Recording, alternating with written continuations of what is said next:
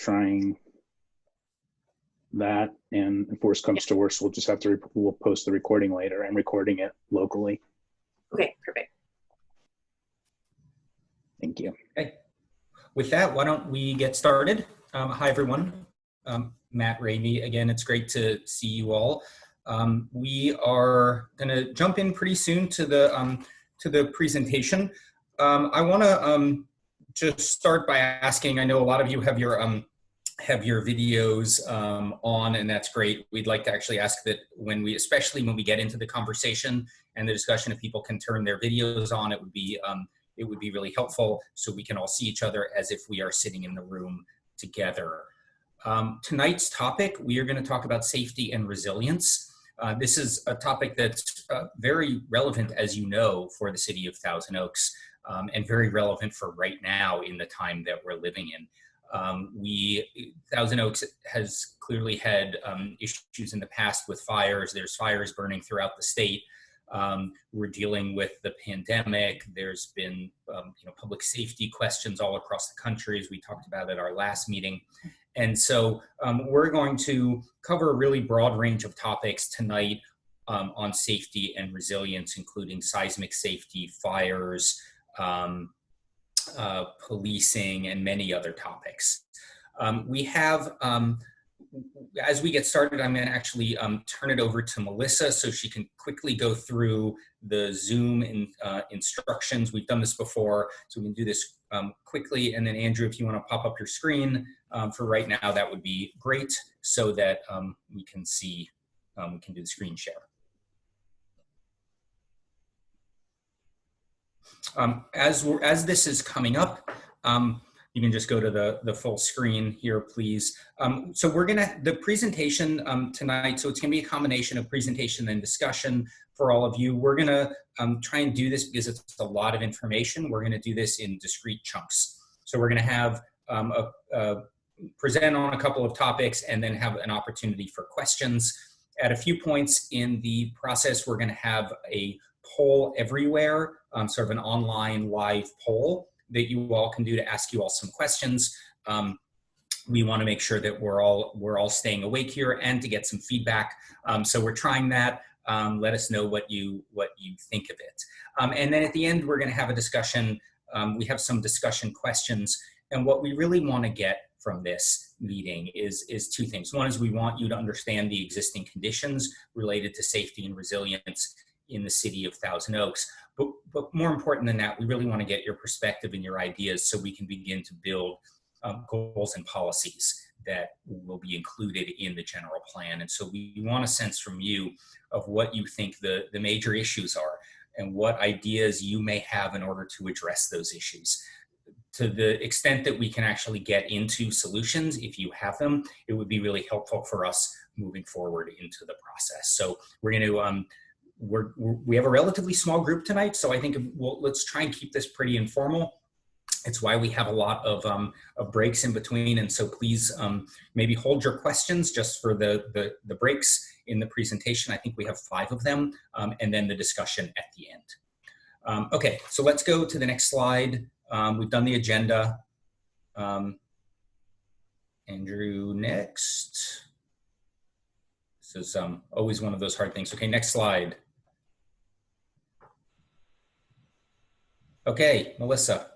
And I introduce Melissa, my amazing staff member. Thanks, Matt. It's nice to see you all virtually. We're just going to spend 60 seconds going over some of the key Zoom features. I know a lot of you have spent a lot of time on Zoom, others not as much. So Andrew, if you'll go to the next slide.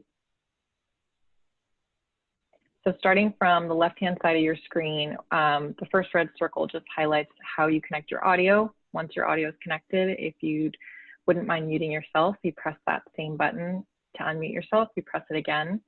We're asking if folks wouldn't mind keeping themselves muted for the majority of the meeting unless they're speaking. We've got a big group online here, and that'll help eliminate any background noise. Then moving in, we have our start video. Really glad to see that a lot of folks have their video on tonight. Thank you, it's great to see you. If for some reason you need to turn off your video, you do it by clicking that second button here, and then to turn it on, you click it again. then moving over one more to kind of organize ourselves and how we're going to do our discussion tonight. We're asking if you wouldn't mind using the raise hand button. And you get to that by clicking the participants button, which is sort of in the middle of the screen here. That'll take you to another window, which is up on the right. And you'll see that little blue hand. If you click that, it'll alert everyone on the meeting that you'd like to say something. If you wouldn't mind staying muted until we call on you, that'll help us stay really organized. Next slide. For folks who are watching this right now or watching it later on, thank you for joining us. We're happy you're here. We have a couple ways for you to get involved. Folks who are on the line right now, you're going to have an opportunity towards the end of the meeting to provide comments verbally if you so choose. For folks who are watching this, we're going to have a virtual comment forum that's open. It's actually open right now.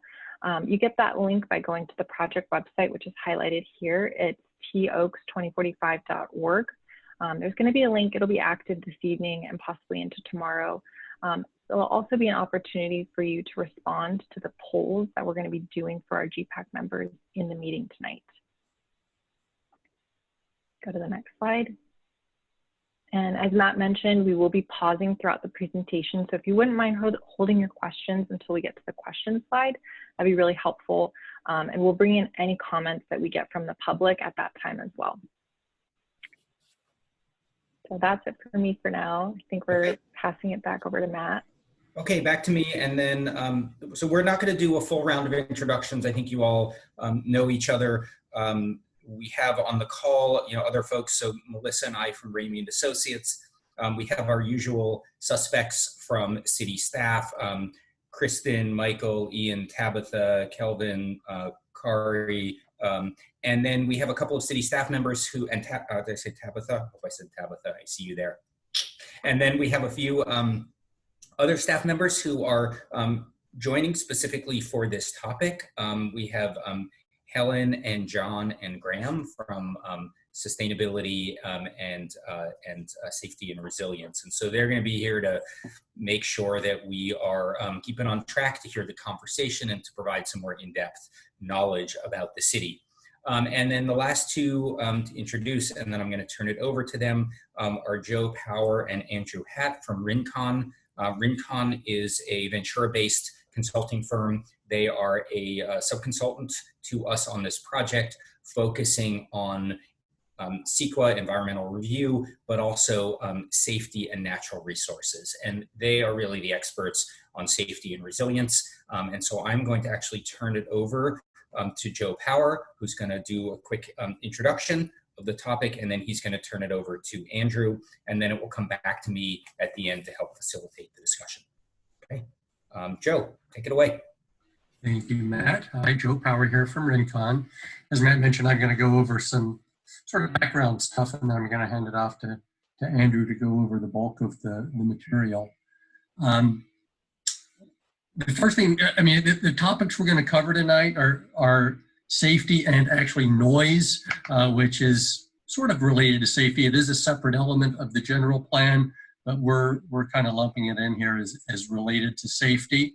The things we're going to be going over tonight, just so everybody knows, I'll be doing a little discussion of the sort of the regulatory background of things that the city and the state are currently doing with respect to safety. Then we're going to be talking about a number of specific issues: flooding, natural and man-made hazards, seismic and otherwise hazardous materials, all that sort of thing.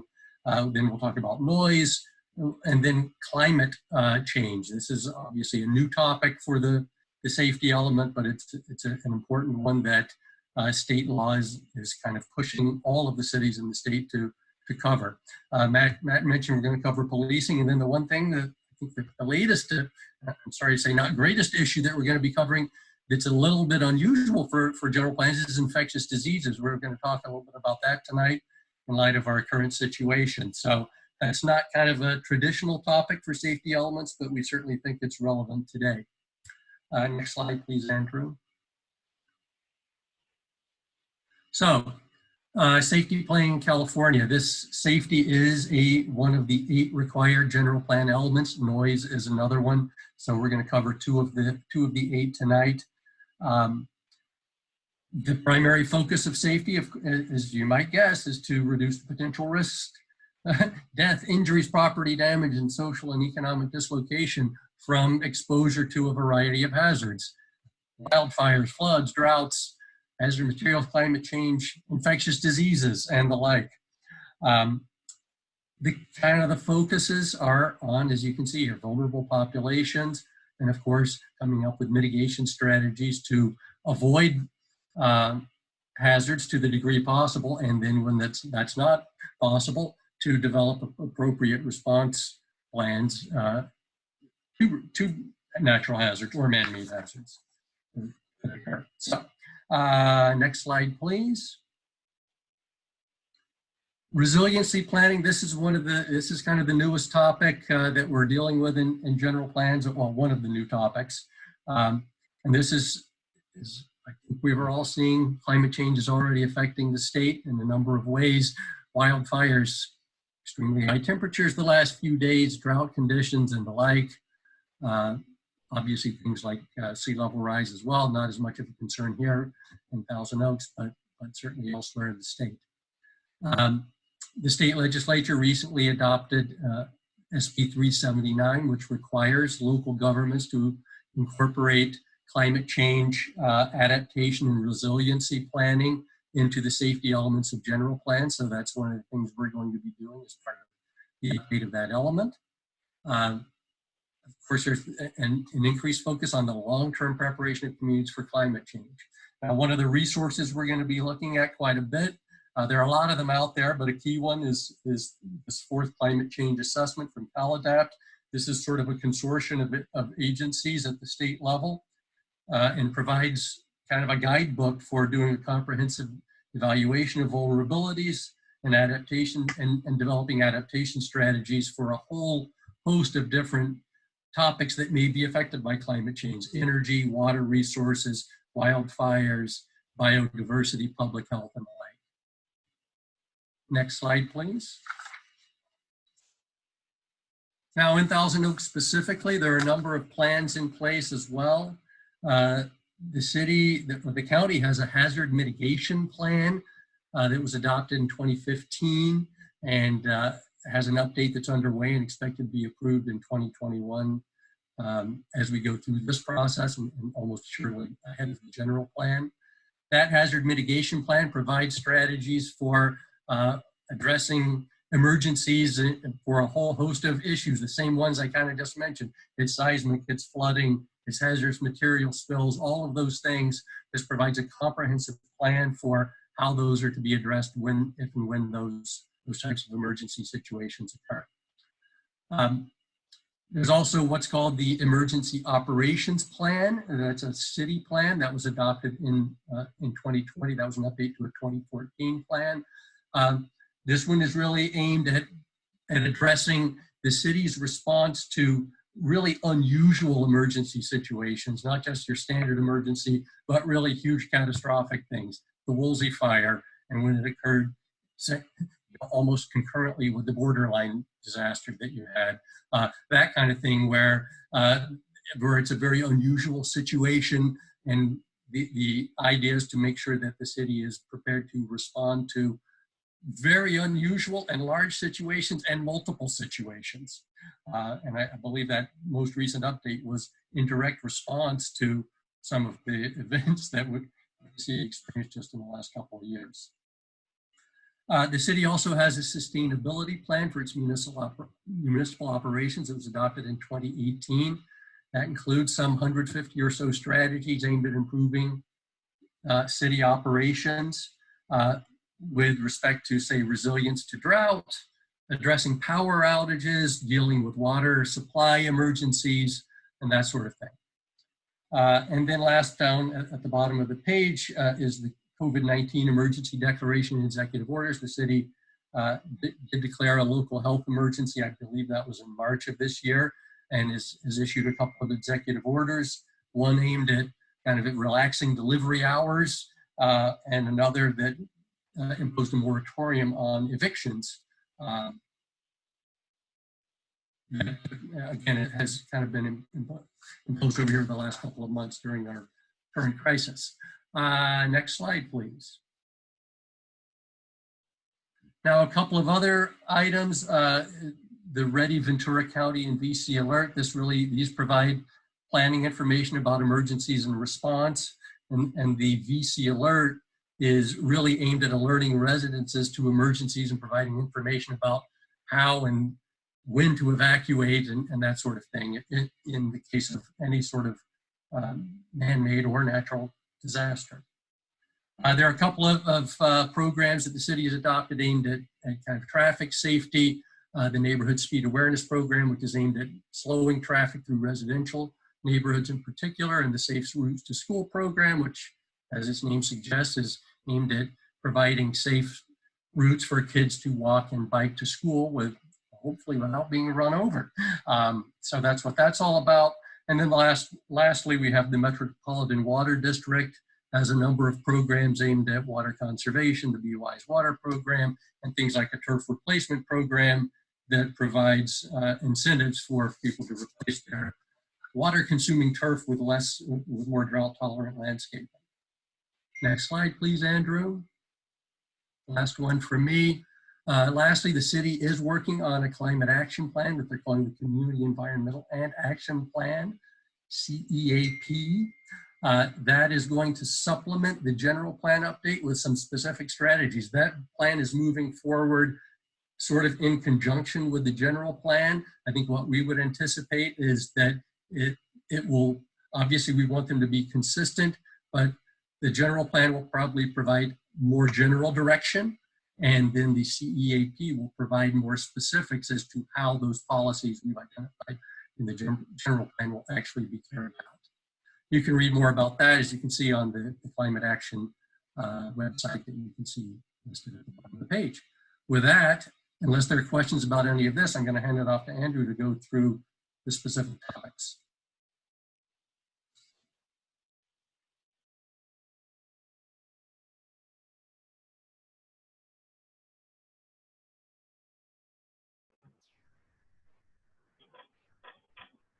Are there any questions? Any hands raised at all? I don't see any hands raised. Does anyone want to chime in? Okay, let's keep going on to the next section. We'll have plenty of time for discussion. All right. Sounds good. So I'm Andrew Hatt from Rincon Consultants, and I'm going to be going through the existing conditions in Thousand Oaks. So we're going to start with safety, go through natural hazards, man-made hazards, infectious diseases, and then move into more resiliency topics with climate change impacts and how that kind of melds in with these other hazard topics in the more traditional sense. So without further ado, so first up, very relevant to right now, wildfires. Obviously, this is a huge issue in the state. The Hill-Woolsey fire was in 2018, and that did extensive damage to Thousand Oaks, to sort of lost structures, things of that nature. How wildfires are kind of dealt with in Thousand Oaks is, and in the state in general, is in 2012, the state adopted these fire severity maps and zones. So this is Thousand Oaks, and the red areas are the local responsibility areas, and these are where there's high fire risk around the city, and a lot of that is in more open spaces, natural areas. And the local responsibility areas, the Ventura County Fire Department works with the city, and they handle suppression, prevention, those types of efforts to hopefully mitigate fires from breaking out. As last year, there were 8 public safety power shutoffs, which that's with the high wind events and just trying to limit the sources of starting a fire, which has been happening across the state. And with that, there's SB 1241, which that requires, the state requires that the general plans, housing elements, updates of that nature from local jurisdictions, that they address these local responsibility areas within the city, and then they also disclose the access to services or the availability of services for fire suppression and prevention. So that's kind of how at the state level that is, they try to limit the wildfires and the hazards and how it ties in with the safety element. Going from there, so flooding, like anywhere, typically there's flood hazards. In Thousand Oaks, there were some major floods in the 90s around the Conejo Creek, and that did some damage to some public buildings and some other infrastructure. So on the map, you can see that there's quite a bit of flooding hazard zones, and these are from FEMA maps, which are created to help jurisdictions address how or where the flood hazards are present, and then also for insurance purposes that also gets pulled in. So there's a high concentration right here of 100-year and 500-year floodplains around Casa Conejo, and then around Arroyo Conejo as well. There are other floodplains. So that's kind of the state of flooding, and not much has really changed in that regard. And then they're kind of tying in that is flooding from dam failure. So there are a couple dams around the area that if they were to burst, they would cause inundation, property damage, things of that nature in Thousand Oaks. So the two big ones were Lake Sherwood Dam and the Banning Dam. Both of those were built over 100 years ago, around 1900 or so. If those were to ever burst, that would definitely potentially affect Thousand Oaks. So the state of California is responsible for regulating dams. It's not something that it needs to be addressed directly in Thousand Oaks safety element, but it's definitely something that the city can prepare for and try to address in some ways.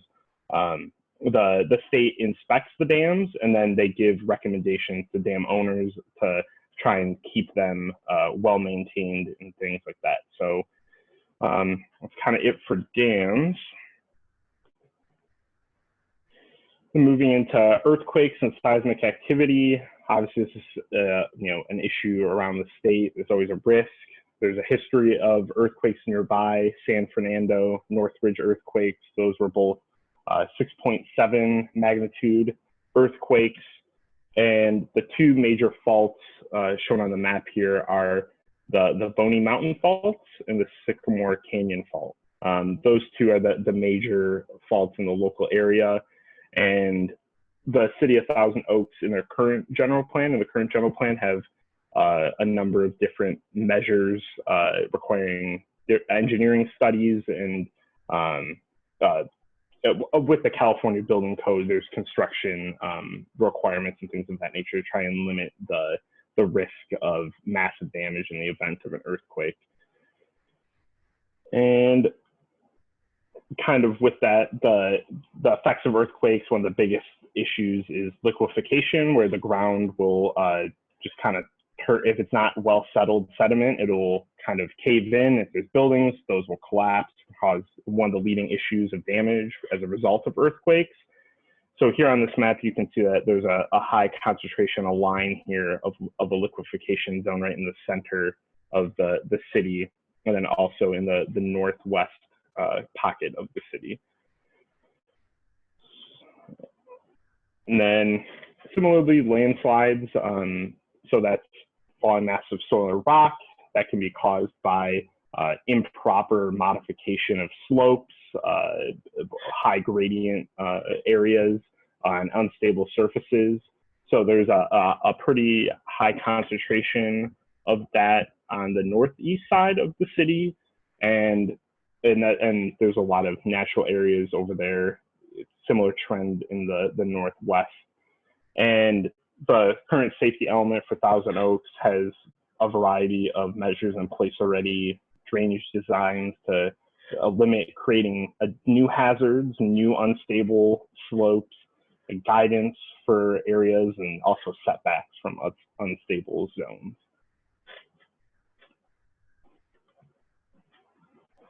And then kind of moving into man-made hazards. So first is hazardous materials. This can be any number of toxic chemicals, pesticides, leaking underground storage tanks, cleaning products from households. Those can all, if they're improperly transported or managed, they can cause a public health incident. So typically, the transportation of these chemicals is the leading cause of a hazardous outbreak. And in Thousand Oaks, it's on Highway 101 and State Route 23 are the two main thoroughfares where hazardous material is transported.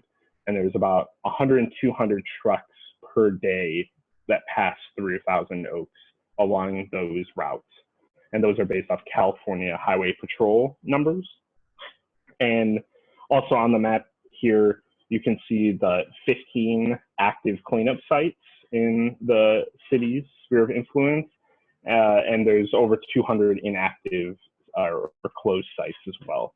So there's not that's not terribly high, but for a city jurisdiction, but there's definitely a presence of hazardous material sites throughout.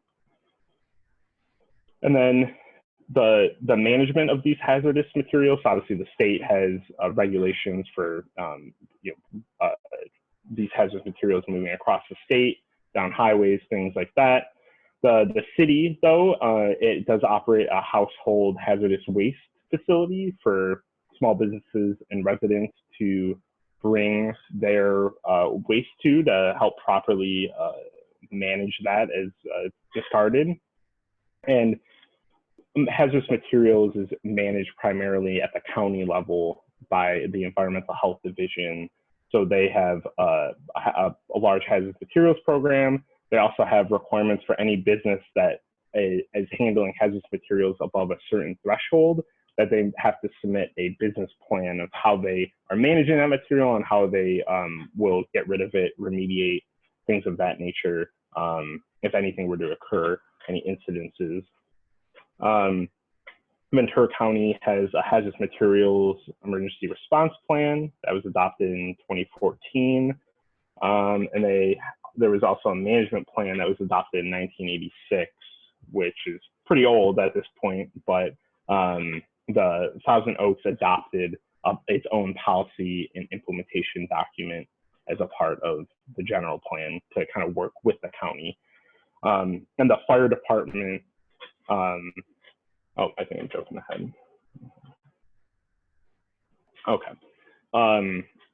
So moving to noise, this is kind of a separate element, but we're covering it here. Noise is, a loud, unwanted, sound in the city or jurisdiction. It can lead to some health issues or psychological damage if it's consistent or extremely loud. In Thousand Oaks, the major sources are construction activity, motor vehicle traffic, industrial commercial land uses, things of that nature, large thoroughfares especially. And it's one of the biggest focuses in terms of the planning angle of it is when there's new developments, trying to keep those new loud sources away from noise-sensitive land uses, such as schools, hospitals, residential areas, things like that, to kind of limit the issue that this presents in the community. The current general plan is pretty robust, so there probably won't be a ton of new additional noise efforts that may be made. Here is a map of noise-sensitive land uses, so a lot of residential, public schools, things of that nature. So pretty consistent throughout the city. So it's an ongoing balance between those things. And then another extremely relevant topic infectious diseases, not usually really focused on in general plans or emergency response plans, but obviously there's a newfound importance on the issue. COVID-19, there's 8,634 cases as of about a week ago in Ventura County. I think I checked earlier today and I was up to 9,500 cases. So obviously it's a very present issue here in California. It's very contagious. So it really puts the onus on how to address this issue as it continues to be transmitted and things like that. Thousand Oaks kind of follows the lead of the county, the county of Ventura County Office of Emergency Services, the Ventura County Healthcare Agency. They are mainly releasing directives, protocols, kind of orchestrating the response to this pandemic and how hopefully it can lessen its impact and have less cases. In terms of preparedness for future pandemics, in the emergency operations plan in 2020, a public health emergency was listed as being a part of that plan. Epidemics were not included in the county's local hazard mitigation plan. It was kind of deferred to as something to potentially look at including in the coming update in 2020, 2021. So that's the state of infectious disease management. And that also ties in with what Joe was talking earlier about the executive orders and things like that with the eviction because of all the impacts economically and the public health. All right, I think that's a good place to stop before we turn to climate. Any questions, hands raised?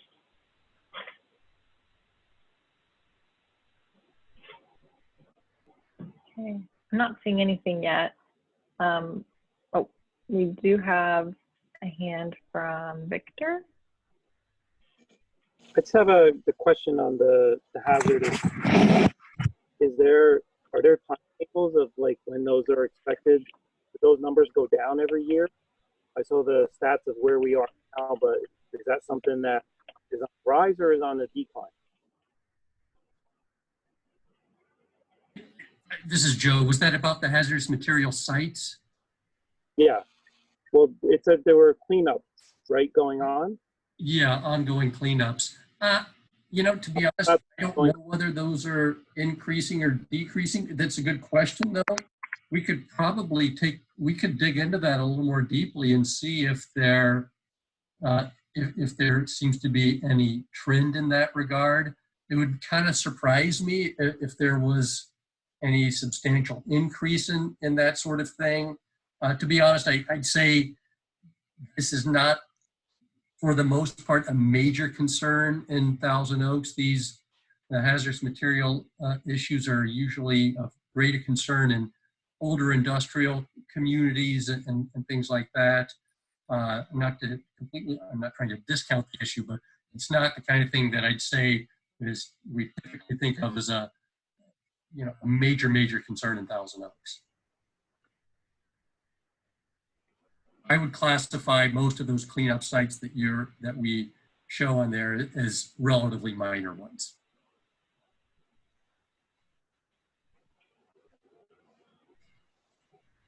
So like where 5 years ago to where we are now? It's a good question, and we can definitely look into that and see if we're noticing any trends. Yeah, so yeah, we can definitely kind of do a little historical look at that and see what we're finding. That's a good point. And then particularly related to those areas, I mean, are any of them potential build sites for housing? Yeah, that's an excellent point. I mean, that obviously it's for those types of sensitive uses where you're most concerned about that type of situation. Yeah. And that's one of the things we're going to be looking at as we start looking closer at opportunity sites, especially for the housing element. We're going to overlay some of these hazards on top of that to make sure that they are safe for housing.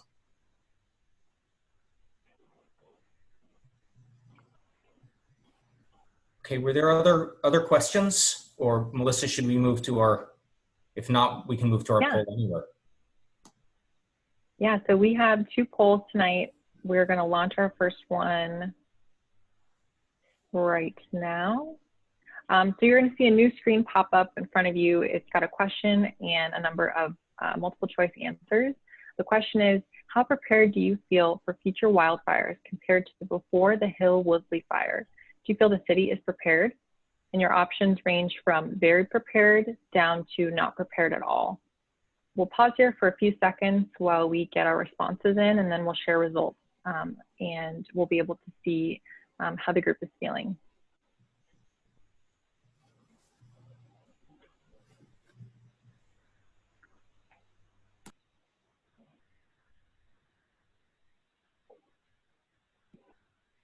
If you haven't done so already, all of our GPAC members, please go ahead and cast your, put in your answer and submit.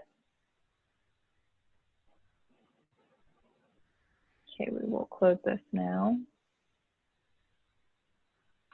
So it looks like most of the folks are feeling prepared. 35% feel prepared. 30% feel not very prepared. Next, we have 15% feel neutral, and then split between very prepared and not prepared at all with the 10% each. We have a few responses from our online forum for folks who are either listening in or following along from home. We've got 33% feel very prepared, 33% feel prepared, and the other 33% feel not very prepared.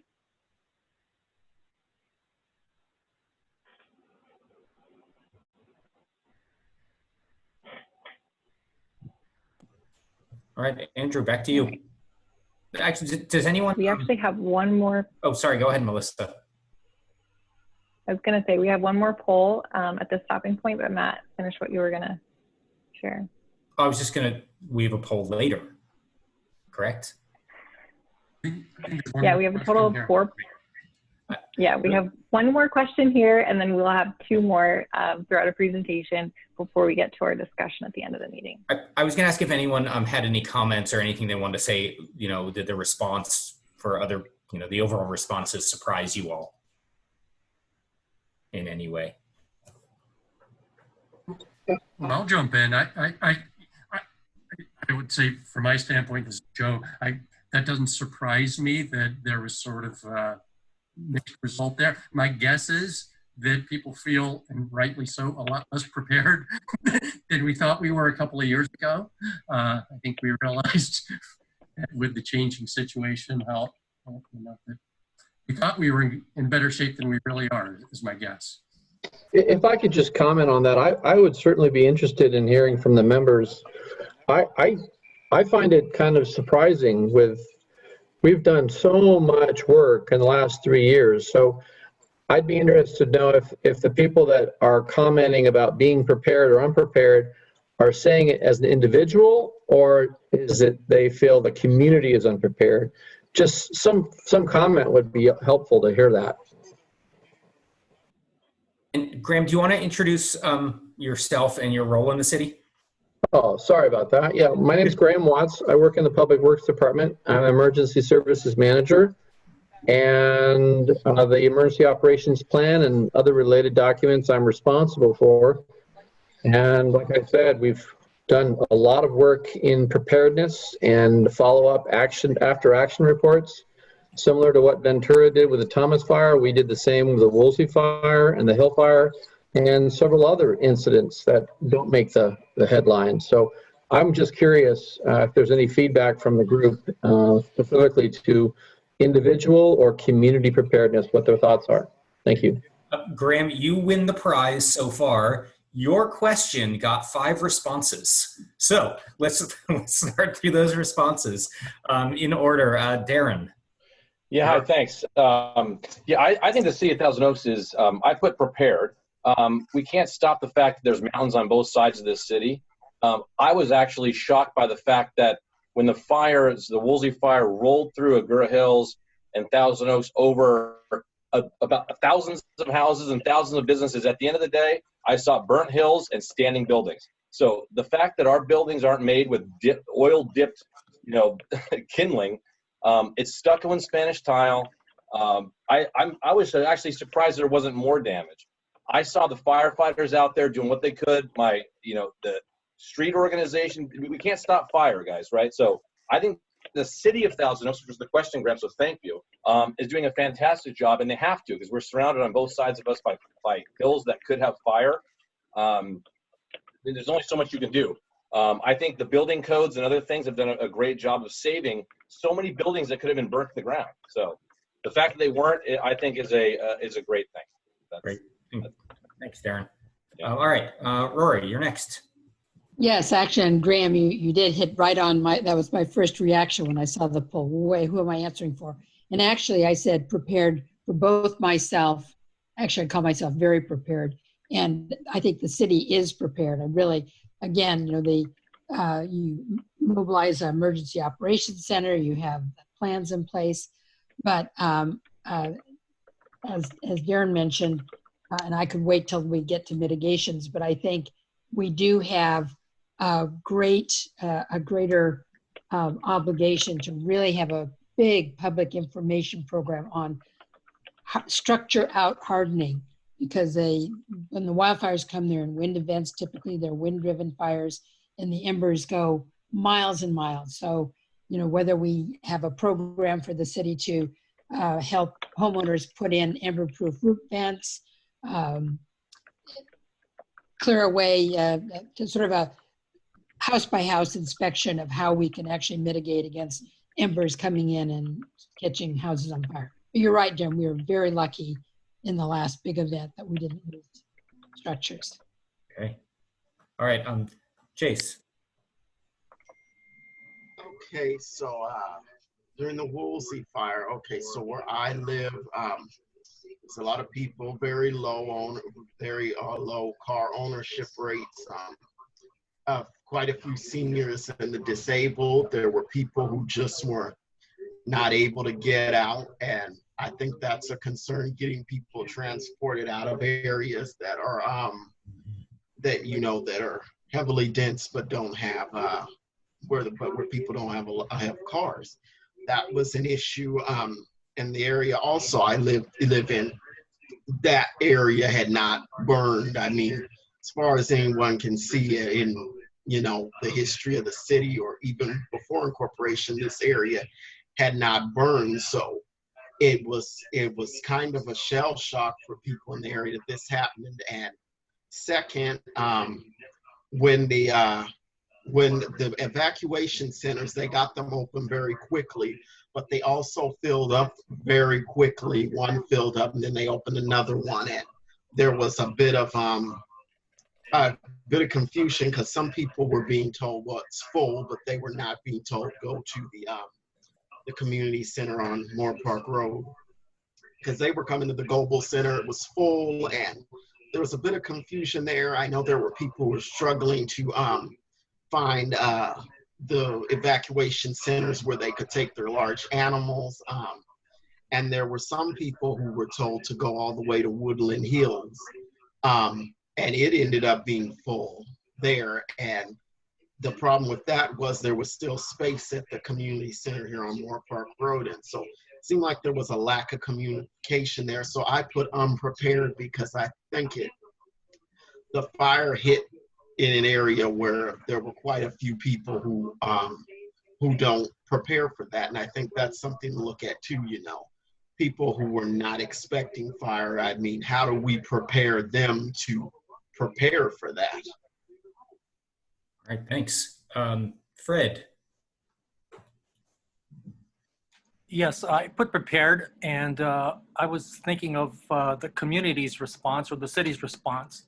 I've always said that the city of Thousand Oaks is a well-run city, and I think we are prepared. We learned a lot from that last fire. I live about a mile east of the main library, and I could see the hills about a quarter mile from me aflame, which was a wake-up call. But I think the city has done a lot to prepare for it, and I feel confident that we'll address the next one just fine. Thank you. All right, Dustin.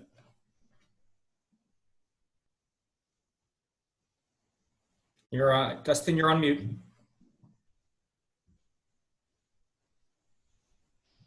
Still on mute.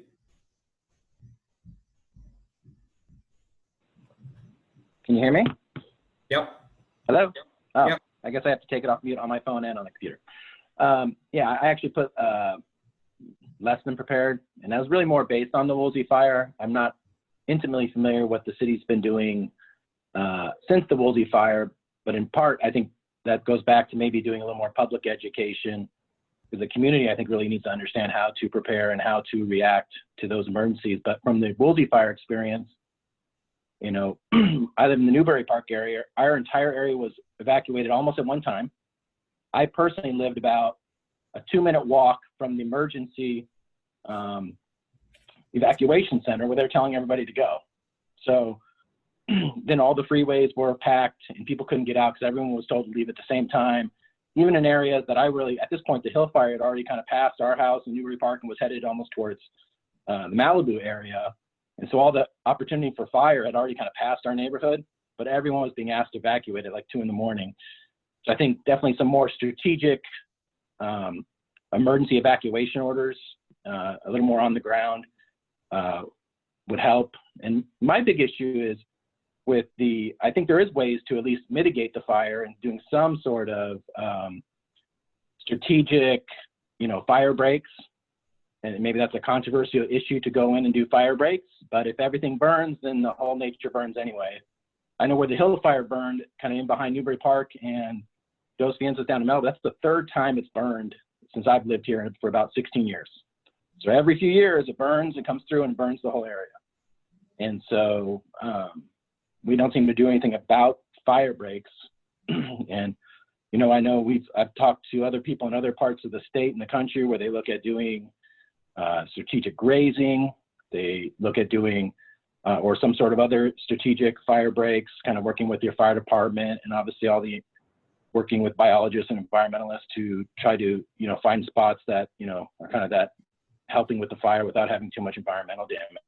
But I think that should be something that's on the table. And until we're doing something like that, these mountains are going to burn all the time, and we just do our best to, you know, save the structures.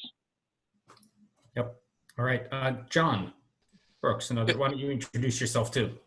John Brooks, City of Thousand Oaks in the Sustainability Division and recent author of the Firewise Landscaping and Home Defense blog. So there is actually, I didn't really do it. I talked to the author or the speaker coming up. It's going to be hosted at Callegas, September 17th, and it's going to be a great seminar covering how you kind of protect your home and prepare for home defense for fires. So if you go to www.tokes.org/go-green and scroll down, you'll see the blog on Firewise Landscaping, and you can register for it. And I've heard it before. It's excellent. Thanks, John. Okay, Melissa, back to you. No more questions for now.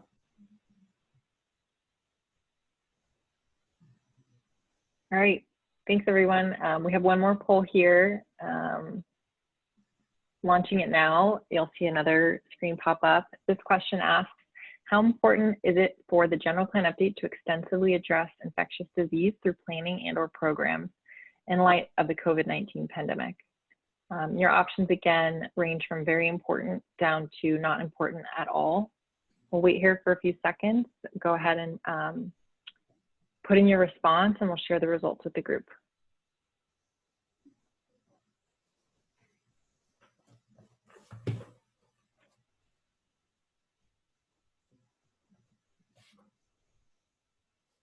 Still waiting on a few more folks to put in their response. All right. Okay, so majority said very important with 38%, following it up with a tie at 29% important and neutral, with 5% sharing not important at all. From our online group, we have 50% sharing they feel it's very important, 25%, the other 25%, the other 50% split between feeling it's important versus feeling neutral. Okay. So I have a question, especially for the people who answered neutral and not important. Is it because the dealing with the pandemic is not important, or was it because you thought that the general plan isn't the place to deal with the topic? I'm guessing that people said that pandemics are actually an important thing to address. So I'm just kind of curious as to the why. Okay, Laura, you're first. It was the word extensively that sort of put me in the neutral category. I do feel it's something that's important to address, but the issue of how extensively that gets addressed in the general plan was the question for me. Right. Important, but the way and the place it gets addressed is what becomes the question. Correct.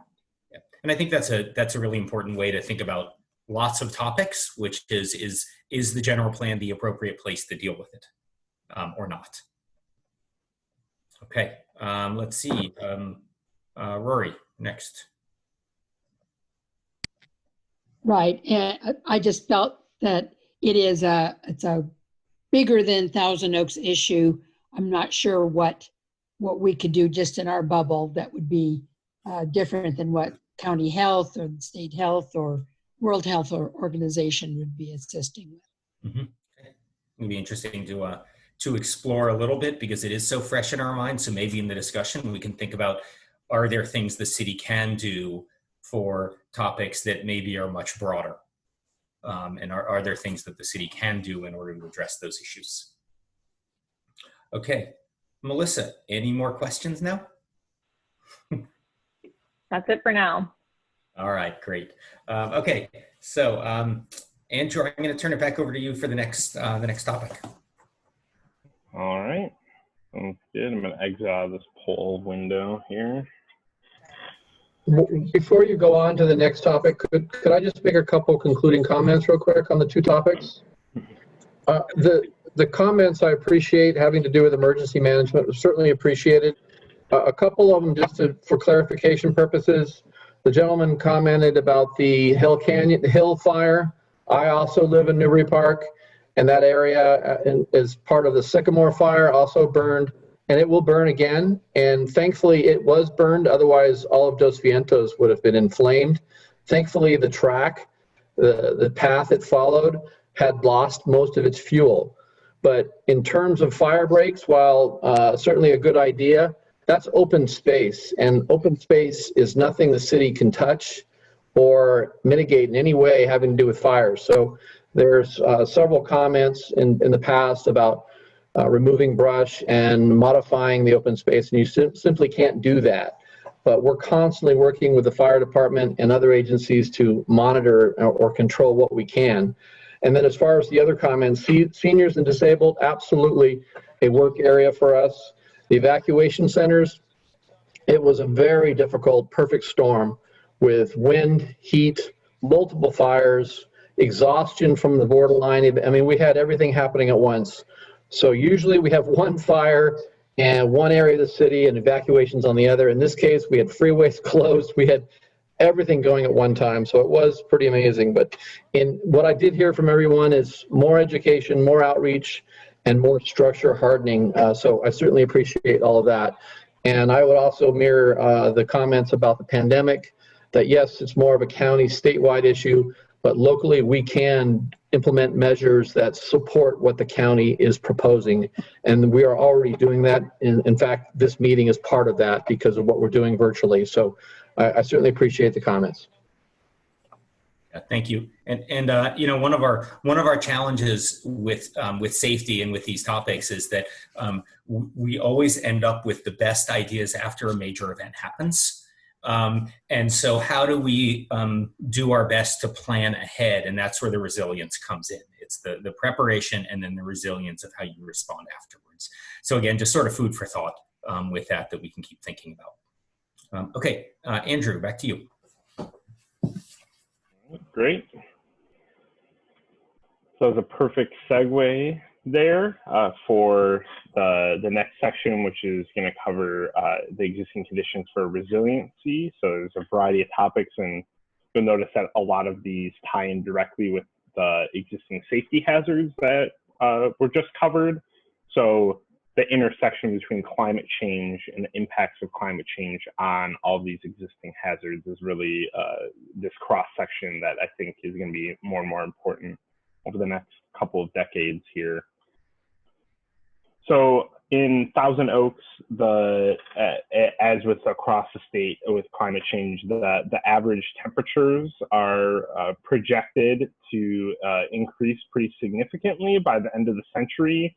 So for context, Joe mentioned CalAdapt, which is a state-run program or module, I guess is a good way of putting it. It's online, and it basically gives you this style of graph on the right here, where it takes together a variety of models and it puts them together so you get really a succinct and dynamic visualization of what is projected to happen as a result of climate change based on a variety of scenarios. So for this presentation and the general plan update, I've been looking at a little bit more severe scenarios for climate change, just based on the current political and social dynamics of not only the country but the world, just in terms of what we can reasonably expect. So that's for context, that this is a greater emissions scenario, more emissions being emitted compared to some other scenarios that are mitigated.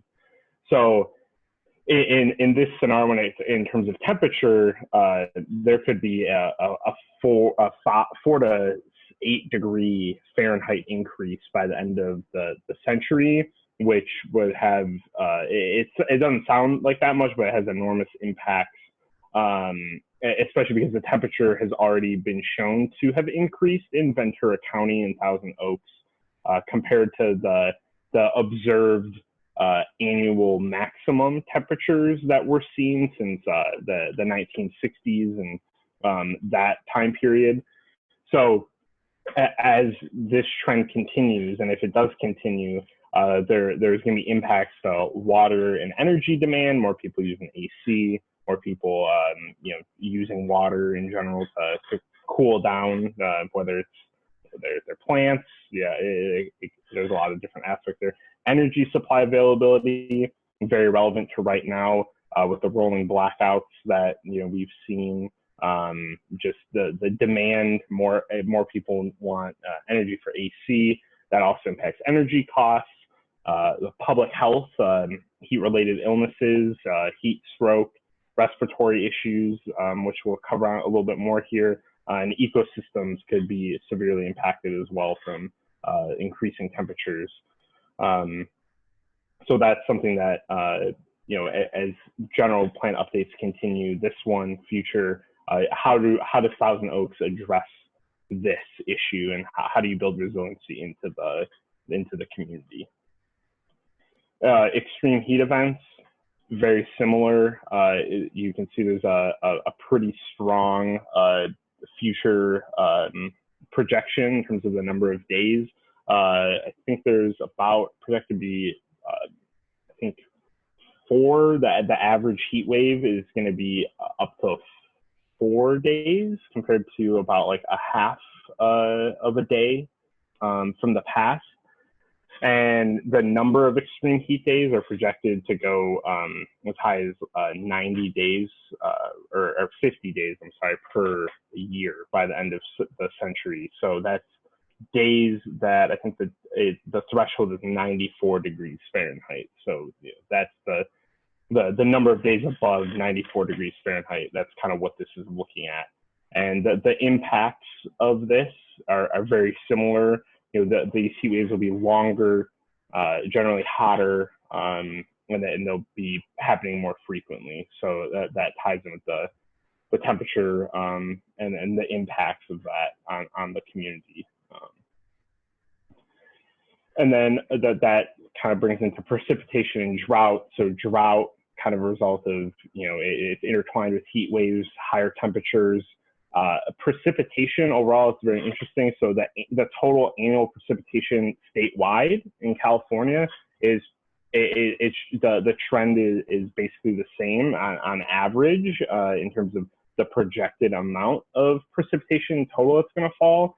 But it's kind of misleading to kind of take that as, there won't be an impact, because there will be more precipitation falling as rain rather than snow. So everyone's aware of the snowpack and the supply issues already that are being seen, just because as more precipitation falls as rain, that isn't stored for later in the season of summer as long. So there's less available when you need it. And that kind of goes into this whole idea of increasing precipitation intensification.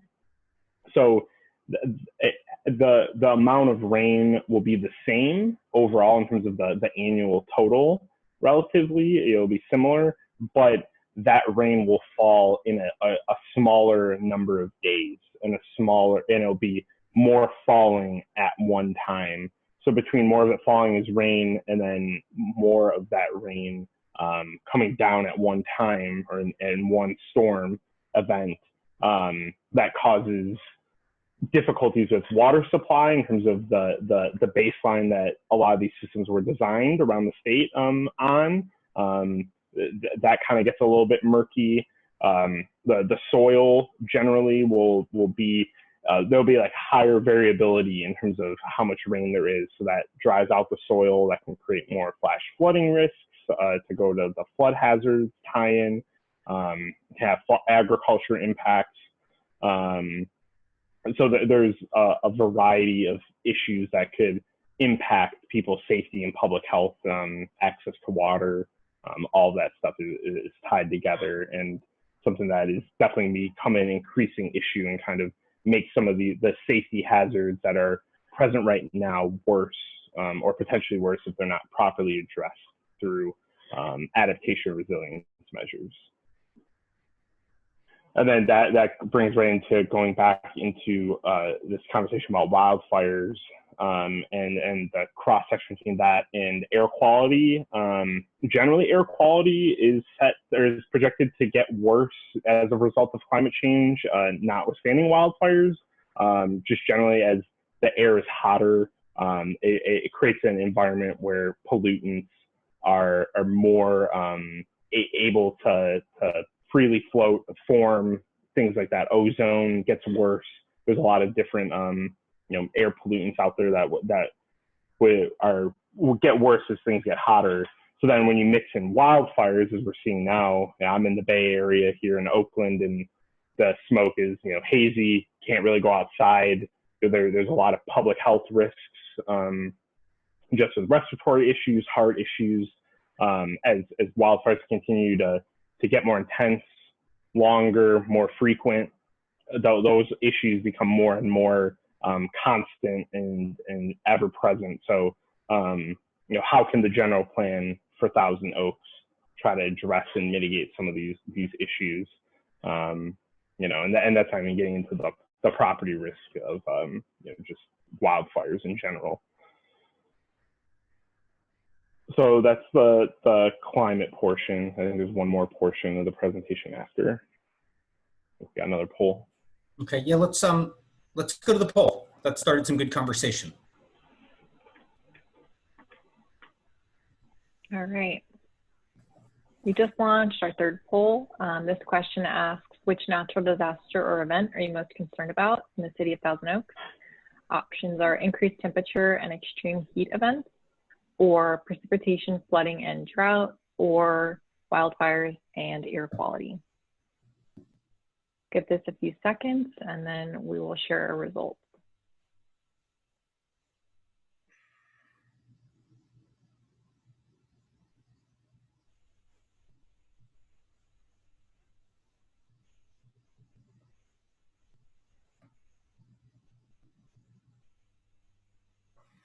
All right.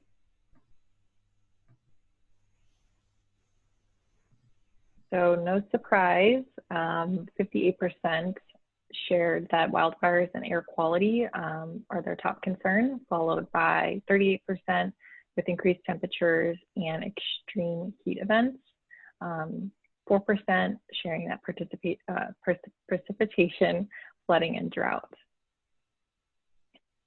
We also have some feedback from the folks online. We have 75% sharing that increased temperature, and extreme heat events are their top concern, whereas 25% share that wildfires and air quality are their top concern. Okay, thanks, Melissa. Anyone want to provide any comments on this, or can I ask a question?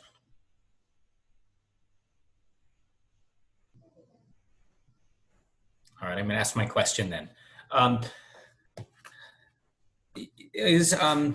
When you all were filling this out, were you thinking about what is sort of the kind of most pressing thing right now as you were doing this, or were you sort of thinking globally? And the reason that I ask that is because, what was it, 4 years ago, 5 years ago, like everything we were talking about, even in planning and general plans, was about drought and planning for drought. And we've sort of gotten through that. And then the last few years, it's been wildfires. And now we're in the, pandemic. And, again, I think this gets to this question of how much, when we're thinking about safety, when we're thinking about priorities for the city, how much is reactive to the current situation versus, trying to anticipate that next thing that's coming and prepare for that. Let's see, Victor, you're up first. I think it's both, but I think you have to look at what's the immediate threat and try to handle those. The things to do with climate change, I think, are more long-term, and there are steps that we could likely take incrementally, but the wildfire risk is here today, and we know that for sure. Right, okay. Let's see, Mick?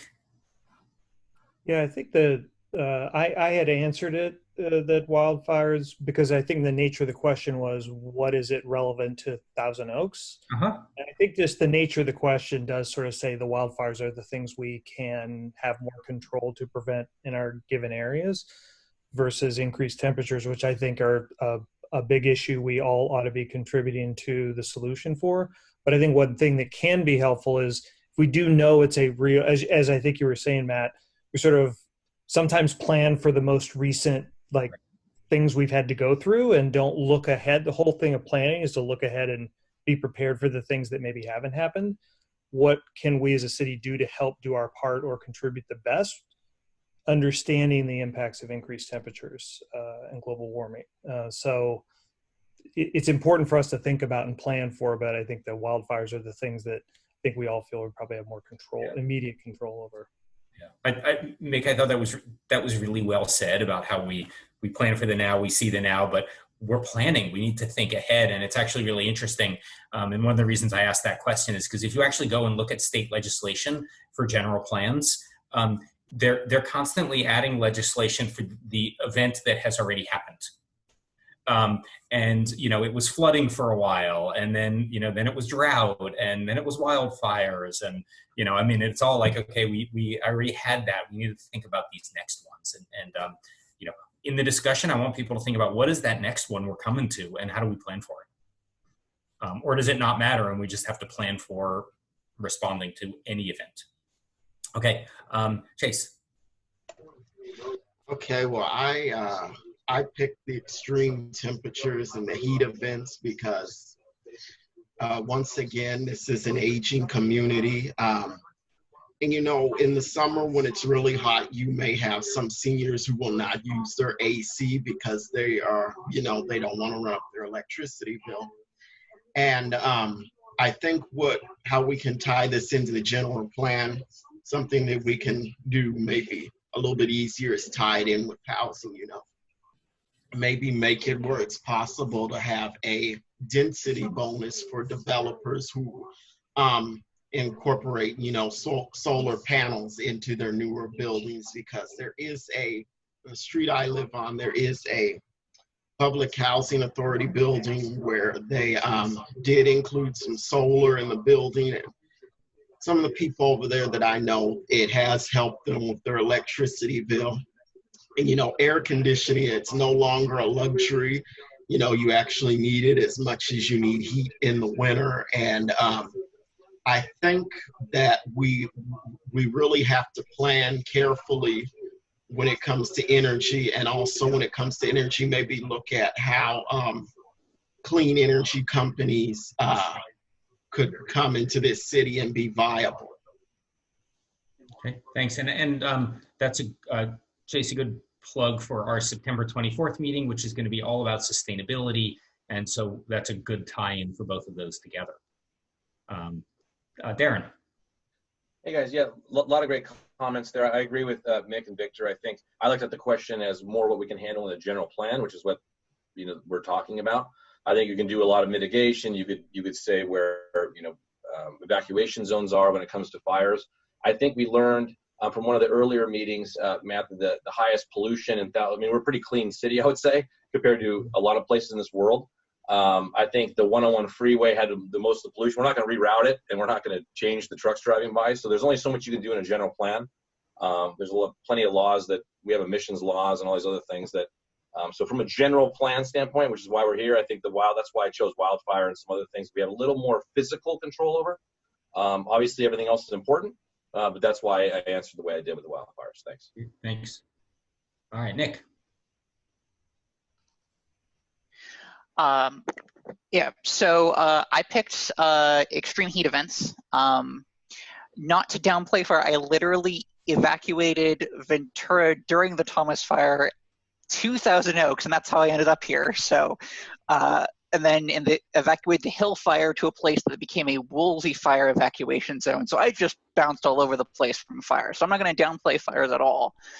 But fires are big, dramatic events that gets everyone's attention, and I assumed that there would be a large minority or majority of people who would select wildfires for that reason. And I wanted to highlight extreme heat events because when folks die in extreme heat events, it's not big disaster news. Sure, I totally agree. We as a city can't do much to prevent extreme heat events. But I think the city needs to plan to mitigate those events as they become more frequent, because those will be quietly killing people and impacting people's lives and not get attention unless we specifically plan to account for them. Okay. Great. So good thoughts, and it sounds like you were thinking about what other people were going to do, and you responded so that that extreme heat events wouldn't be lonely and left out. It's very nice of you. Yeah. Okay. All right. Let's see. Melissa, do we have another question? Not the next section. Oh, okay. Okay, great. Andrew, why don't you take it back over again? Will do. Awesome. This is the final piece of the presentation of existing conditions, just kind of summarizing the emergency response planning at the more local level. So first, evacuation routes. There's quite a few evacuation routes along the main thoroughfares in the city and the highways, all different evacuation plans kind of routing everyone to those ways out. Those will vary based on the exact incident and what the orders are from the Sheriff's Office of Emergency Services, which is the lead from the county level on issuing evacuation orders. And Thousand Oaks adopted an updated emergency operations plan in 2020, and that was updated to, I think, the 2014 plan, so pre-Woolsey Fire. And that the new plan outlines the city's planned emergency incident response, defines responsibilities for agencies, and I think tried to address some of the issues with the areas of improvement that were identified after the dual incidents in 2018. And then policing, the police services are on a service contract basis with Ventura County, the Sheriff's Office. There were 93 sworn officers in 2017-2018 fiscal year. So that's one officer for every 1,195 residents. Police response times, it's variable based on where police cars at the time of a call, but generally goals were met about 70% of the time for both emergency and non-emergency calls. So that was the rate for that.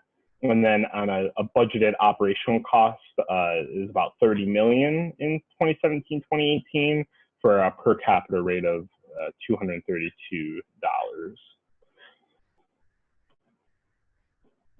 So that kind of brings the conclusion. Thousand Oaks has a lot of positives in terms of its safety and resiliency planning. There seems like there's a strong relationship with the county and planning emergency responses and implementation. Has an emergency operations plan, which was recently updated. The city controls its water utility for a good portion of its residents. So in terms of resiliency, water conservation, things like that, there's some room for direct action there. And then on the flip side, there are issue areas that for the general plan update, not only that were discussed during the polls, but just general climate resiliency measures, how to respond better to pandemic situations like we're currently going through, mitigating wildfire risk, and then equitable policing and hazard responses in general. How does the city of Thousand Oaks accomplish that? And then these are just a few policy or program food for thought recommendations, just ideas for the kind of teeing up the discussion. So promoting the location of critical facilities in the city, like hospitals, in areas that are not at a high public safety or hazard risk. I know someone mentioned earlier about infill or smart growth. A policy about possibly incentivizing that, adopting that as the development policy for Thousand Oaks to limit sprawl and limit emissions for climate change. More climate adaptation resilience efforts for just public safety in general moving forward. So local power supply, having a secure water supply, cooling centers for extreme heat events. And then just in general, more outreach or programs like that to increase enrollment in emergency alert systems for the city and county, and then also just general knowledge of how to be prepared for these situations. And that brings to the last poll here. Yeah, actually, I think we're going to go and move on to why don't we skip the poll here, because I want to make sure we have enough time for discussion and then public comment. I know we've approximately 15 people from the public who are watching, and I want to make sure that there's time. So let's go to the maybe to the next slide, which is the discussion questions that we had. And these are just some questions prior to our conversation that we had tonight. Some of the questions that we came up with, which is, first, what are the most critical safety issues in Thousand Oaks? And then really importantly, what can the general plan actually do to address them? What can we do? What are the key needs in the community for increasing resiliency to the impacts of climate change? How can the general plan policies ensure that emergency incident responses to future hazard situations are equitable and prioritize the protection of vulnerable communities? This is sort of a follow-on to our last conversation, our last GPAC meeting, where we talked about health and equity. We know that some people are better able to respond to natural and man-made hazards. So are the city's current evacuation routes sufficient or are more needed to ensure community safety? And we definitely heard a bunch of comments earlier about, especially about the fire a few years ago. And then is there anything that Thousand Oaks can better do to prepare for future pandemics after we get through COVID. And I guess one more that I'd sort of like to throw in, which is, what is the next event? Kind of looking in our crystal balls, what is that next event we might want to think about planning for? So, are we going to get surprised by something at some point in the very near future? Before we get into the discussion, I guess just an observation from where I sit, and again, this is not my area of expertise, but it seems that compared to a lot of communities where I work across the state, that Thousand Oaks is actually dealing with more safety-related issues than potentially other communities. You're right in the wildfire hazard zone. You've got faults, you've got extreme heat events, you've got issues from dam inundation. So that's the bad news. The good news is that it seems like the response from staff has been that they've been ahead of the game and they've been planning for these events. And so as these things have happened, there have been really good responses to that. And so it'd be great to see that trend continue. So maybe we'll start with the first question of what are the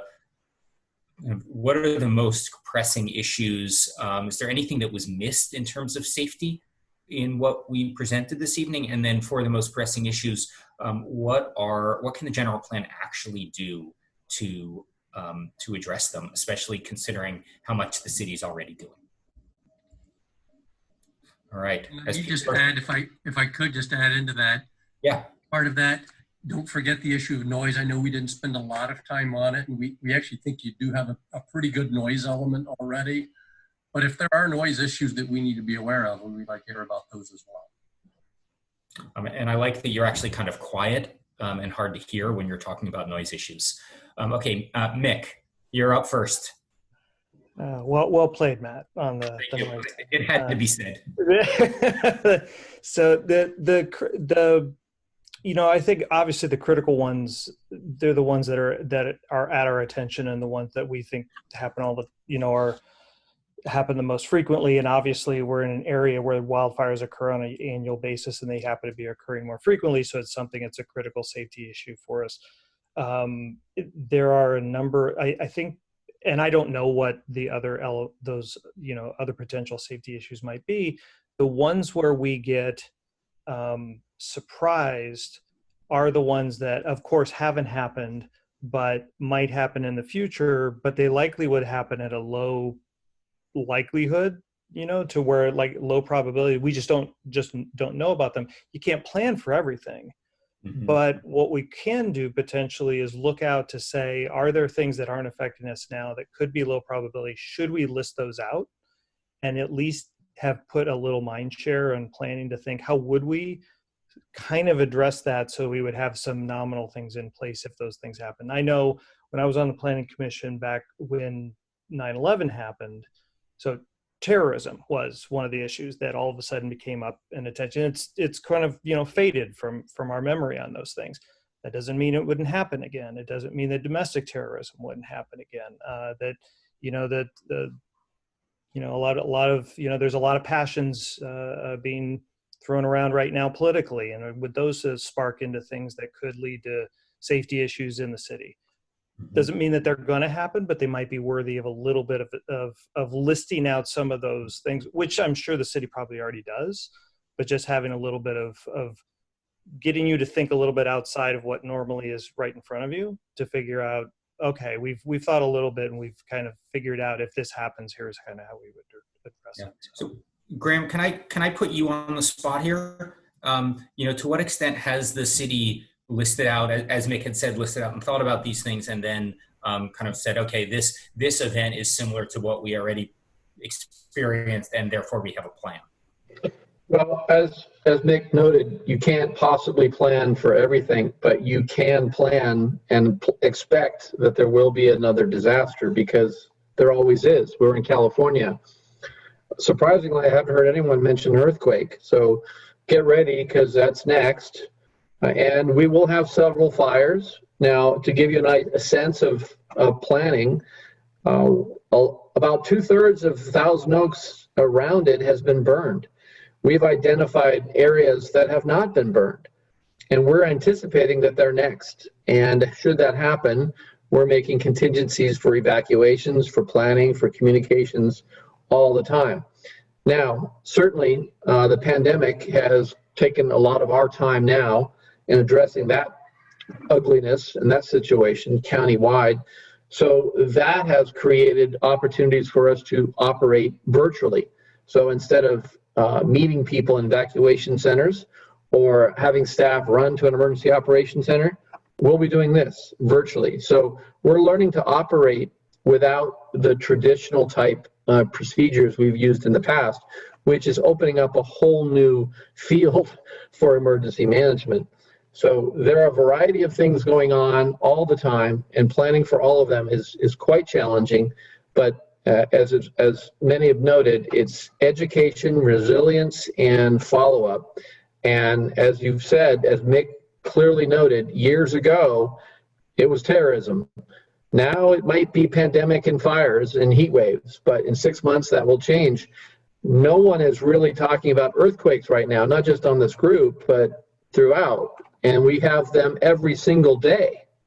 They may not be as local and as big as we're used to, but that will happen. We will lose power. We will have all kinds of things happening, but you can't plan without planning and expecting the next disaster. So remaining calm and know that the city and the county have a plan. They have a lot of trained people.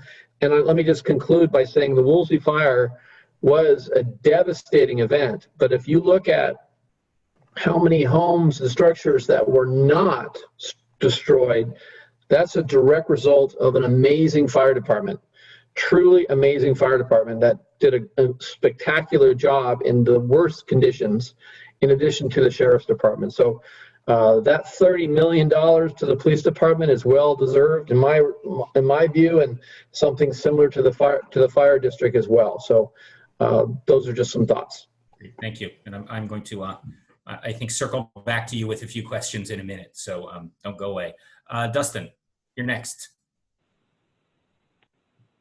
Yeah, I was actually going to mention earthquakes, but I do think there's some commonality between a lot of emergency situations, and that usually includes some sort of evacuation. And I do think that's a major issue for Thousand Oaks. And kind of going back to that Woolsey fire, when they asked, basically the majority of people to evacuate, everyone got stuck on the freeway. And there's very few routes to get in and out of Thousand Oaks. The 101 south was closed, so you had only a couple ways. You could either go 101 north or try to get on the 23, and those were just gridlocked. And so maybe we have to we may not be able to build wider or more roads. So thinking about what do we do if we can't evacuate, right away. Making sure we're considering that some sort of shelter in place, whether it's at these evacuation centers, but on a large scale, since people, may have trouble evacuating. If we have an earthquake and one of our bridges go down on one of these freeways, then we're basically, out of luck as far as trying to get mass amount of people out of the city. So I think that's regardless of the hazard, is probably one of the major issues for the city. Mm-hmm. Yeah, great points. Fred, you're up. Yes, Mr. Watts read my mind. Earthquakes, it's when, not if. And it really, really makes me uneasy when I hear people, for the sake of more density, talk about building above 3 stories. That should be a definite exception versus a rule as far as considering building above that level. Thank you. And Fred, why is that? Because of the danger. I mean, I'm thinking the higher you build, and in the event of a major earthquake, we're talking about more damage and more lives lost or injured. So that's all I'm thinking about. Thank you. Okay. Yeah, it's funny that folks have. I agree. I'm glad earthquakes are coming up because they typically, it's gone out of our consciousness now. And I personally live a block from the Hayward Fault. And so I see the cracks all the time, and I'm constantly thinking of it, but I think a lot of people aren't. Okay, Chase, you're up next. You're on mute. Okay. So as far as evacuation routes go, going back to the Woolsey fire, Okay, so where I live, there's 2 ways out, and but everybody just took the way down to the boulevard, and it got backed up, and then other people finally decided to go the other way, and it got a little bit backed up, and that posed a problem for people, you know, getting out of the neighborhood. The people that could get out, the people with cars, were having trouble getting out. And I think that's something that has to be looked at, is if you have neighborhoods where there is just one way out, and if everybody is trying to get out the same time, that's going to be a big problem. So I think when we think of, there's a spirit of volunteerism in the city, and I think if we should try to work with citizens and say, you know, hey, look at your neighborhood. If there's a disaster, you get together with your neighbors and decide, okay, so who's going to take charge? Who's going to take this person out? Who's going to take this family out? You know, I think people are going to have to kind of evacuate together. They're not always going to be able to get in one car and just go, because it's going to cause a backup. So that is something that we have to look at, is because there are a lot of streets in this city, residential streets, where there's only one way out. And even if the people can't get to the evacuation routes, I mean, what are they going to do if they're stuck on their residential street? Yeah. Are there, I'm going to ask, thanks, Jason.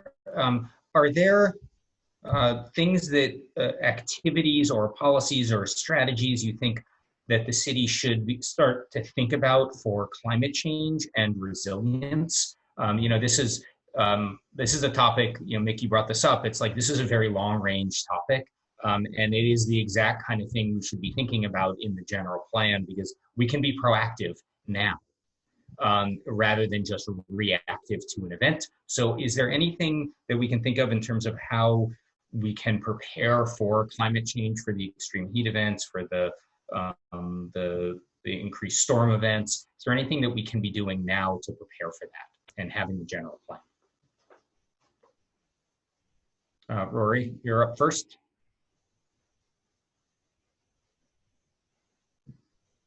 Are you on mute? There I go. There we go. Okay. Yeah, I think Chase actually touched on one of his earlier comments. I think if the city can start thinking about a plan to assist people in retrofitting their homes, both with solar, increased insulation, cisterns for water collection when it does rain. I mean, it would be an expensive procedure, and that also goes for wildfire protection, as I already mentioned and Graham mentioned, house hardening, and there are many things that can be done so that we can essentially individually and as a city protect ourselves in place. Okay. Any other thoughts? All right. Graham, let me ask you something, since you've done a lot of thinking about this. What do you feel should be included in the general plan relative to safety and resilience in order for you to be, for your job to be more effective, and for you to help protect the city in the future? And you know, and maybe step back and think really big and long term of things that are new and creative and innovative that maybe we haven't thought about yet.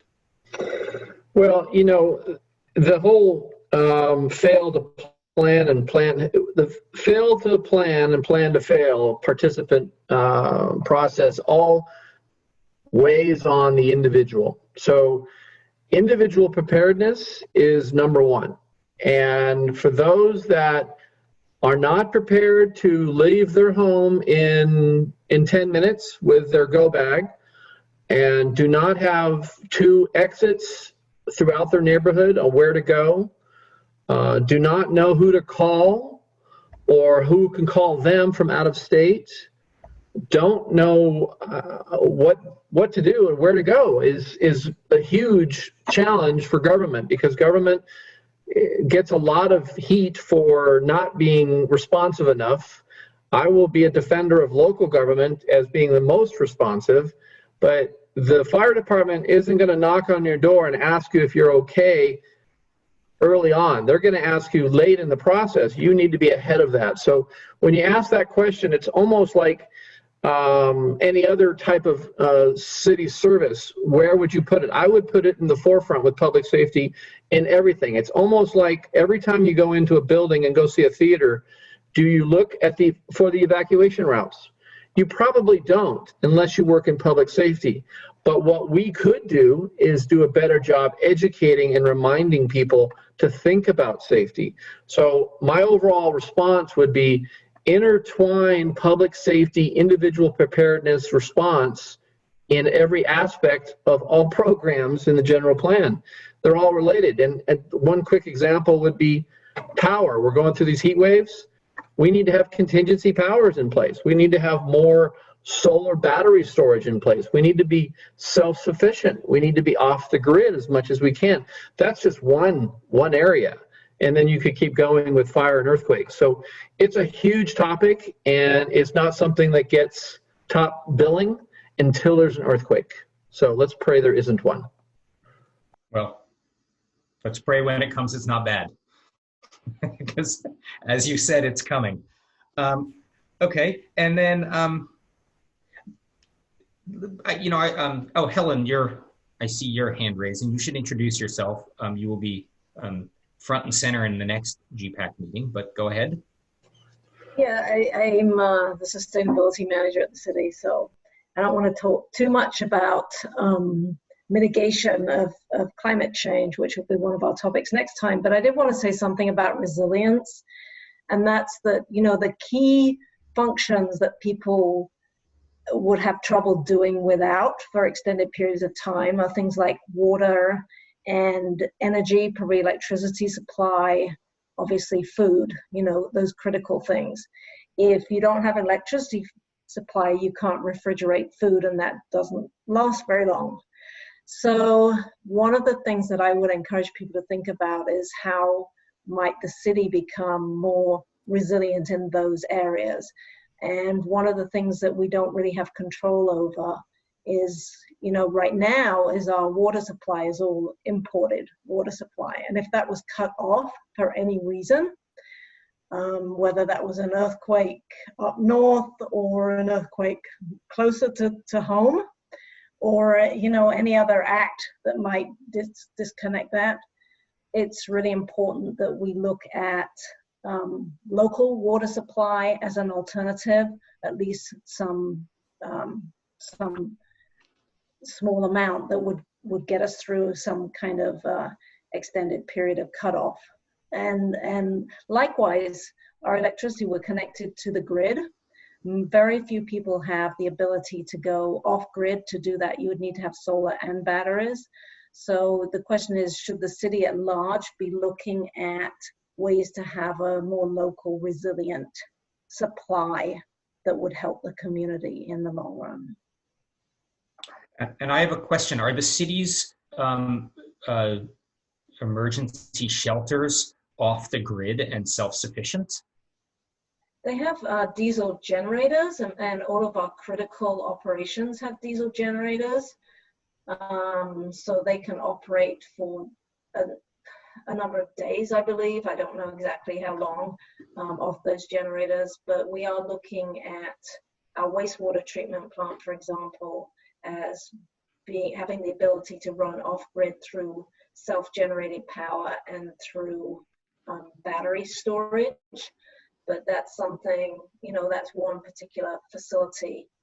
But our emergency centers, yes, they have, as I said, they have diesel generators. They don't have, a couple of the CRPD ones do have solar, but as yet they don't have batteries. So if you have solar without batteries, you can't operate off grid. Right. So those are things that the city's looking at and should, continue to. Okay, great. Laura, I think we'll have you, and then we'll go to some public comments. Thanks, Matt. I have a follow-up question for Helen, and I apologize that I haven't had a chance to read the city's sustainability plan. But with her mentioning this issue of water supply and having some, short-term alternative in the event of an emergency, does the city have as part of its planning an effort to look into water reclamation, recycling of wastewater as an alternative to having an additional supply in the event we have issues with the imported supply that's currently available to us, in terms of availability, as well as if there is an emergency situation and we don't have access to it? Well, the city is doing a pilot study on trying to extract groundwater in one particular area of the city at Los Robles. And so that's a study that's currently underway to try to develop a local groundwater resource. I think that would be a priority over trying to recycle wastewater, which also is another potential. The problem, or one of the problems about that, is that the wastewater treatment plant is sort of at the lowest point of the city, and so if you treat water down there, you have to get it back uphill and distribute it around the rest of the city. Yeah, so that's a big energy issue. Energy and infrastructure. Yeah, what about like solar or something like that to help with the energy costs? Has that been explored? We have solar. We do have solar at that plant, at that particular plant. I think solar. I think a broader solar campaign throughout the city to encourage more people for that, to have that self-sufficiency, would be something that we should definitely consider. I'm gonna thank you, Laura. You actually, that was awesome, because what you just did was the introduction to our next meeting in late September. So I'm gonna actually have us, since we're at about 10 minutes left, and I know that during a lot of the previous General Plan Advisory Committee meetings, particularly those in person, people brought up public safety and emergency preparedness. So maybe we can go, Michael, maybe we can move to our public comment now and see if there's anyone from the public who wants to provide some insight and thoughts on it. Yes, we had 4 people who indicated that they wanted to speak, so we'll start with them and then we'll see if there's anyone else. First is Roseanne Witt. You should be able to unmute yourself now. Hi. How much time do I have? If you could keep it to about 3 minutes, that would be helpful. So Okay. everyone gets a chance to speak. So as everyone knows, our temperature spiked above 100 degrees on Saturday. There was an excessive heat warning, and we've been dealing with 90-degree temperatures all week long. And as Chase pointed out, when the temperatures climb, hospital admissions and deaths follow, especially among seniors, young children, outdoor workers, and the poor. To expound on what the RINCON personnel, I'm sorry, I don't remember your name, said, the average temperature in Ventura County has already increased 4.7 degrees since 1895, which makes Ventura the fastest warming county in the continental United States. Within 20 years, that average is projected to soar 3 to 5 degrees more inland in the southwest area. So, and that translates to an expected 27 extra days per year of 90-degree plus heat, and a 700% increase in days topping 100 degrees by mid-century. So there are, I would point to 2 things. I think Mr. Graham Watt said that with regard to the Woolsey fire, there were a lot of complicating things that sort of happened all at one time to make a perfect storm. They complicated issues because generally we plan for one event at a time. But the fact of the matter is that with climate change, as we're seeing in Northern California right now, with lightning strikes and heat and wildfires, that we can very much expect that we are going to have multiple events happening simultaneously with an increasing frequency going into the future. So we need to be prepared for and plan for that. My question, I guess, is I think that it is absolutely critical that we plan for extreme heat and wildfire and drought and all of those things, because they're interconnected and they will all be exacerbated over time given our current climate situation. And I think there are ways that we can mitigate a lot of those effects. I've been working on the Ventura County general plan in terms of giving input there. And I would like to know what is the best way that we can give input on suggestions that we have to the city with regard to the Thousand Oaks general plan. Who should it go to and to where? Thanks, Roseanne. I was actually gonna, as you were talking and starting to share your ideas, I was going to ask you if you would be willing to share more ideas. How about this? Absolutely. Why don't you, because you're, I always break protocol on public comments in meetings like this, but how about you send an email through the website, and we'll get that email. Kristen and Michael and Melissa and I will get those emails, and then let's set up a time to just talk on the phone or do a Zoom call and share ideas and brainstorm a little bit, so we can make sure that we're really documenting and exploring, tapping into your brain here with this.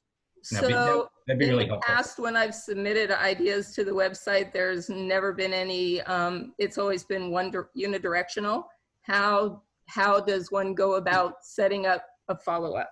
Just do the follow-up email and say that you want to follow up and have a conversation based on this, and we'll get in touch with you. Great. I have your email from the registration, so I can provide that to Matt and we'll follow up with you. Yeah, and we'll follow up, and you know, it's such a challenging topic, and we definitely want as many ideas and thoughts and minds as we can get on this. So thank you, Roseanne. Thank you. Thank you. Thank you. The next speaker was Mary Freed, but it looks like she has left the meeting. So we will go to Silvana Zuka. You should be able to unmute yourself now.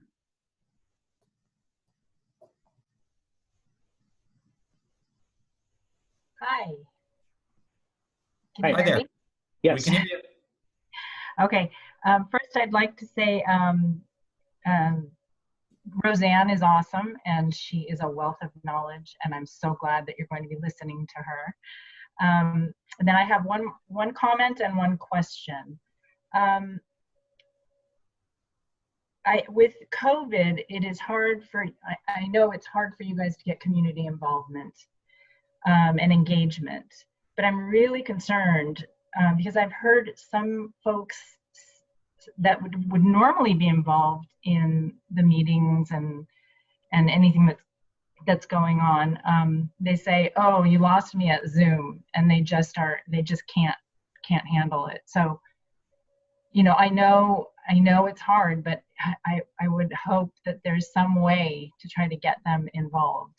I mean, so that's my one comment. And then my question is the general plan the place to put evacuation plans for new buildings, or to force new building developers to have evacuation plans?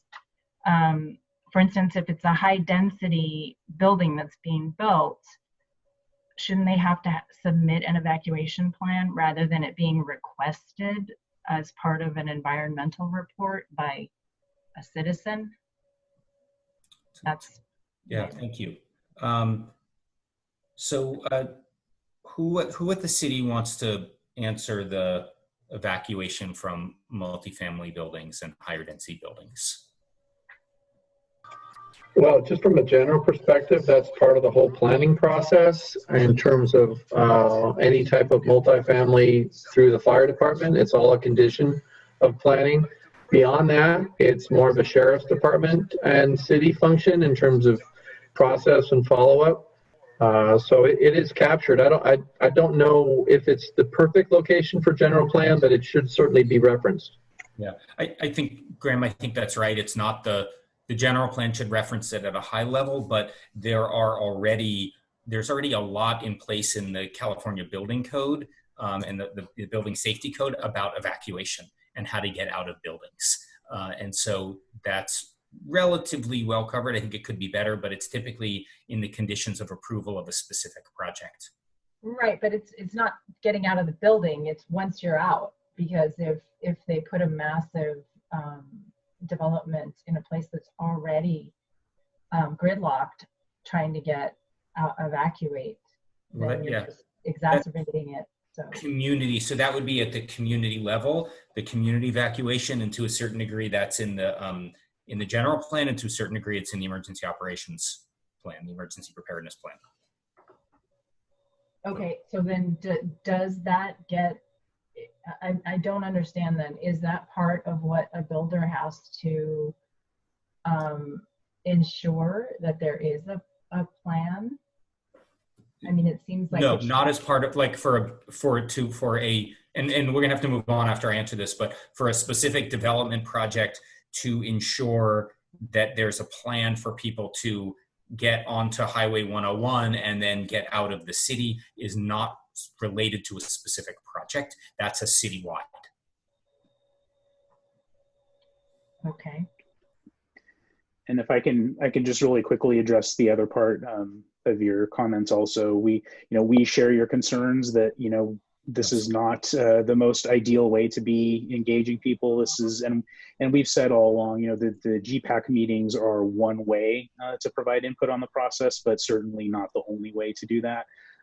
So there are still ways to get in touch with us, other than through the GPAC meetings on Zoom. And unfortunately right now they are all through the internet pretty much one way or the other, but we are looking at doing things like we've been in communication with Senior Concerns and the Meals on Wheels program, and we're going to be reaching out through those programs to people that are homebound or that otherwise are not able to get out and about, especially during this time. We're going to be reaching out to them through more traditional paper means and trying to get input through those ways. So if people have thoughts and ideas on other ways that we can be engaging people, please by all means share those with us, and we're certainly open to that. And hopefully we'll within a few months here we'll be back to things a little bit more normal, and we'll be able to get out in the community again and start seeing people in person again. And this process is a long way from over. This isn't going to be wrapped up in a couple months and then everyone will have missed their opportunity to provide input. There will still be plenty of more opportunities along the way to provide input, and there's still many months ahead of us in this process. So we hope to hear from everybody along the way. The last speaker who had asked to speak was Gordon Clint. You can unmute yourself. Okay, yeah, I'm glad that you're going to deal with climate change more in the September one on sustainability. So I'm looking forward to that, because adequate planning is essential for our city to do its part in preventing global climate disaster. We all need to do our part. Our planet and our community are both warming faster than anticipated. Some of the crises we're facing, such as fires, drought, and these exotic viruses or infectious diseases, may be related to a warming climate. And they'll get worse unless we make changes. Every year we delay taking action makes existential climate crisis worse. There are many possible actions, but how do they get analyzed and brought to our elected decision makers before it's too late? That's my question. Our new general plan can lead the way. I'm pleased that the general plan will include and relate to the Climate and Environmental Action Plan being developed by the City Sustainability Division, but more is needed. To be effective, the Climate Action Program must have milestones and a leader with authority who reports directly to the City Council. And I hope that can be put into the revision to the general plan.